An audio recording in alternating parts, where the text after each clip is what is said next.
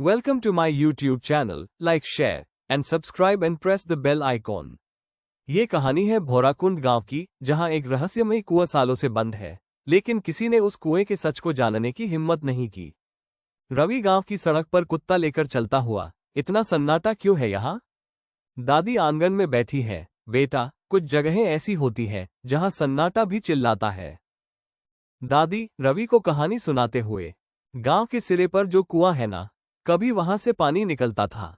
चौधरी ने बनवाया था, पर उस कुएं में एक औरत को जिंदा दफना दिया गया। अब वो कुआं प्यास नहीं, मौत देता है। अगली सुबह रवि कैमरा लेकर निकलता है। कमला रवि को रोकते हुए, रुक जाओ, वहां मत जाओ। लोग कहते हैं उस कुएं को जो देख लेता है वो खुद को खो देता है। रवि हंसते हुए, अरे ये सब बेकार की बातें हैं, मैं सिर्फ फोटो खींचूंगा। रवि कुएं के पास पहुंचता है, कैमरा ऑन करता है, झांकता है। रवि की आंखें कुछ देर के लिए काली हो जाती हैं।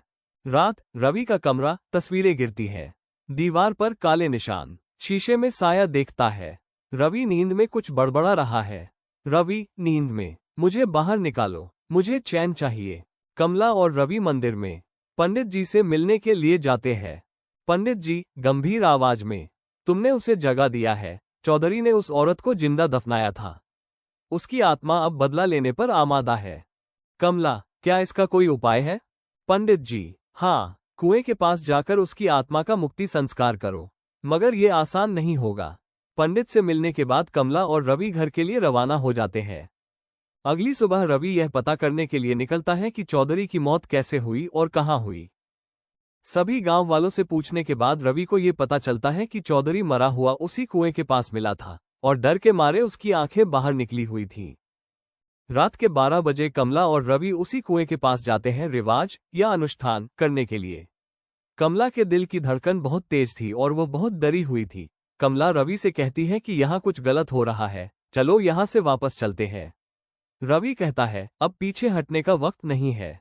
रवि इतना कहता ही है कि कुएं के अंदर से एक काला साया निकलता है और अजीब अजीब आवाजें आना शुरू हो जाती हैं। ये सब देखने के बाद रवि जल्दी जल्दी कुएं के पास जाता है और उसमें आग लगा देता है। आत्मा भी चिल्लाकर वहां से गायब हो जाती है।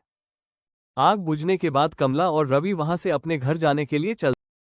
अगली सुबह वे लोग फिर से मंदिर जाते हैं और पंडित जी को सब कुछ बताते हैं। पंडित जी भी कहते हैं, आप लोगों ने बहुत अच्छा काम किया है। कमला रवि से कहती है, अब इस गांव में रहना सही नहीं है। दोनों घर जाते हैं, सामान पैक करते हैं और दूसरे गांव जाने के लिए सोचते हैं। रवि अपना सामान पैक कर लेता है और अपना कैमरा भी अपने साथ रख लेता है। दोनों तांगे में बैठकर दूसरे शहर चले जाते हैं।